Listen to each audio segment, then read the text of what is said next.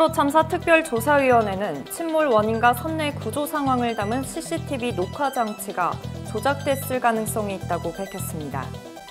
매달 집계되는 출생아 수가 34개월 연속 최저치를 기록하는 등 심각한 저출산이 이어지고 있습니다. 조양호 회장이 대한항공 최고 경영자가 된 지 20년 만에 대표이사 자리를 잃게 됐습니다. 다음 달부터 전국 대형마트와 백화점, 대형 슈퍼마켓에서 일회용 비닐봉투 사용이 금지됩니다. 자세한 소식 뉴스에서 전해드리겠습니다. 시청자 여러분 안녕하십니까? 신동아 방송 강다혜입니다. 뉴스를 시작하겠습니다. 세월호 참사 특별조사위원회는 침몰 원인과 선내 구조 상황을 담은 CCTV 녹화 장치가 조작됐을 가능성이 있다고 밝혔습니다. 세월호 참사 특조위는 해군이 수거한 세월호의 CCTV 녹화 장치와 이후 검찰에 제출한 녹화 장치가 서로 다른 것으로 확인됐다고 밝혔습니다. 위원회는 CCTV 녹화 장치의 손잡이 부분과 잠금 장치 등이 서로 다른 점이 확인됐다고 설명했습니다.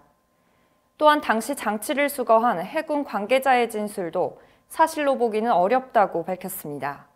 CCTV 녹화 장치는 세월호 침몰 상황을 담은 핵심 증거임에도 참사 2개월 만에 수거됐으며 CCTV 영상도 참사 발생 3분 전까지만 저장돼 있어 그동안 조작 의혹이 제기돼 왔습니다.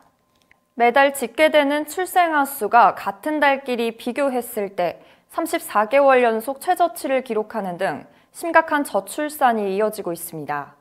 통계청이 발표한 인구 동향에 따르면 지난 1월 출생아 수는 3만 300명으로 전년 동월 대비 6.2% 감소한 것으로 집계됐습니다.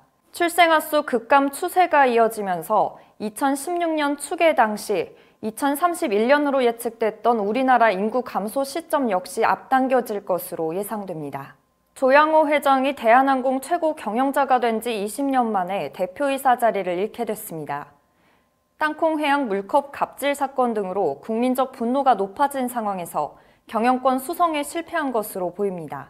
대한항공은 지난 27일 대한항공 본사에서 제57기 정기 주주총회를 열고 조 회장의 사내이사 연임남건을 표결에 붙였으나 부결됐습니다. 또한 한진그룹 오너 일가가 땅콩 해양과 물컵 갑질 사건 등을 겪으면서 국민적 분노가 높아졌기 때문입니다. 대한항공 측은 주총 직후 조 회장의 향후 거취에 대한 질문에 향후 절차에 따라 논의할 계획이라고 밝혔습니다. 다음 달부터 전국 대형마트와 백화점, 대형 슈퍼마켓에서 일회용 비닐봉투 사용이 금지됩니다. 환경부는 자원재활용법 시행 규칙에 따라 일회용 봉투와 쇼핑백을 사용할 수 없으며 위반 사항이 적발되면 최대 300만 원의 과태료가 부과된다고 밝혔습니다. 환경부는 액체가 흘러나올 수 있는 어패류나 두부 등의 제품과 내용물이 녹을 수 있는 아이스크림 등은 속 비닐 사용이 가능하다고 설명했습니다. 이상으로 뉴스를 마치겠습니다. 지금까지 시청해주신 여러분 고맙습니다.